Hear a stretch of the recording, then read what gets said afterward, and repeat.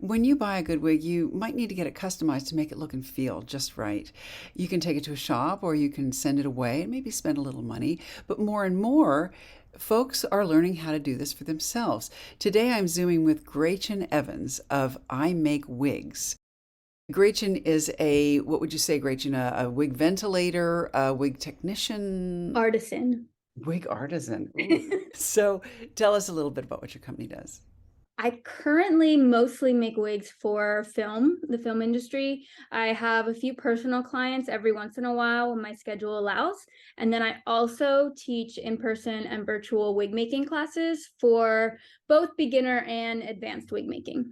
Do these students go on to make their like full wigs, or are they mostly doing just customizing? I have some people who take classes just so that they can, work on their own wigs because they have a bunch of wigs. They want to be able to repair them without sending them out somewhere or buying new wigs. And then I do have people who are just really into wig making, and that's like what they've decided they want to do full time. I'm very interested in the fact that people can actually ventilate their own wigs or customize their own wigs when they buy a better wig, a more expensive wig. Because it's not really necessary usually with a cheaper wig because they're pretty much, as you call them, what do you call them? Shake and bake. Shake and bakes. Because you take them out of the package, you shake it and you throw it on your head. What's some of the feedback that you get from some of your students?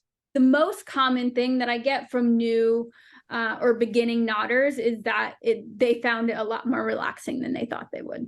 Knotters, that's what they're called? Knotters? Knotters, ventilators. Every once in a while, I'll get a student that takes a class and there's like, nope, this is not for me. But the feedback that I get the most is that they think it's very relaxing because it's doing a repetitive motion over and over again. And, you can either put on some music or put on a podcast or an audiobook. And as far as customizing techniques that they can learn, you customized a wig for me. You put in a natural hairline to match my own hairline. You put in some gray streaks, but you also thinned out the wig. Now, why is that important? There's just too much hair in a lot of wigs. So it can definitely be overwhelming, especially like I have a very small face. So if I put on a wig, most of the time I look insane because my face is just tiny. So like I just look like I'm drowning.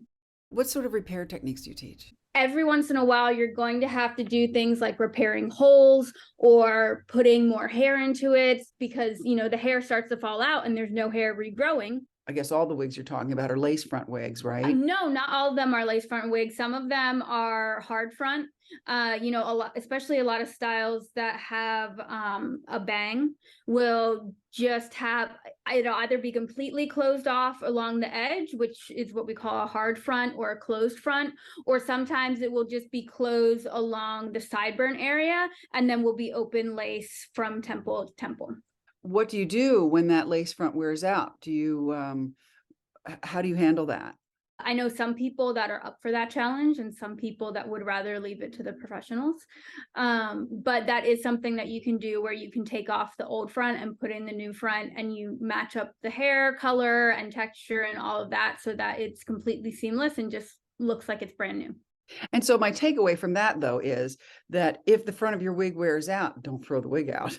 Almost always there is a way to fix a wig.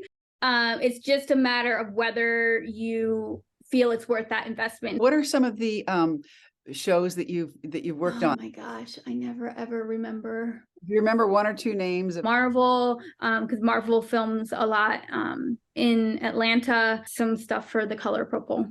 do you remember some of the shows that you did on Broadway? Jersey Boys, Motown, Hamilton.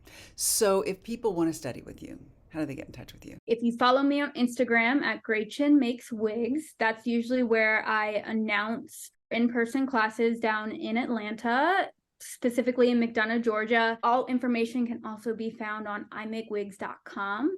And then usually I try about twice a year to offer the virtual wig making classes.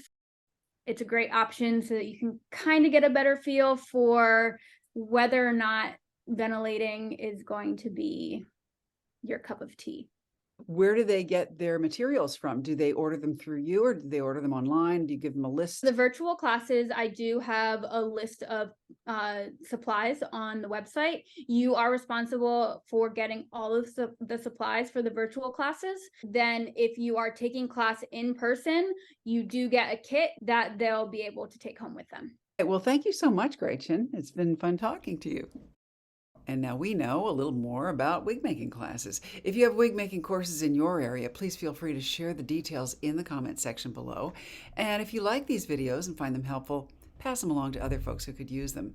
And as always, keep on taking care of that fabulous bean.